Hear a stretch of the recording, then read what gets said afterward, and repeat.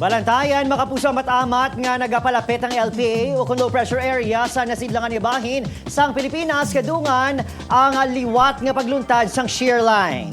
Ulihin nga nasiplatan ng LPA sa kalayoon nga 860 kilometers na sidlangan sa Visayas. Sunod sa pag-asa o kung sunod sa pag-asa manubog gihapon ang tsansa sini nga mga inisa ka bagyo apang posible nga magpalapit ukon magtabok ini sa Eastern Visayas ukon Southern Luzon. Posible nga may mga pagbago pa sa hulag sini sa mga masunod nga adlaw gani padayon naton ini nga tutukan.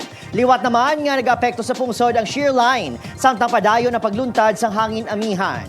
Mga alerto naman mga kapuso, ilabi na sa Aklan, Antique, Capiz, Iloilo, Guimaras, kag Negros Provinces. Bangod, base sa datos sa Metro Weather, may tsansa sang ulan sa nasambit nga mga lugar. Posible ang mabasko nga ulan sa pila ka lugar gani imong hinhanda sa baha ukon pag-usmod sang duta.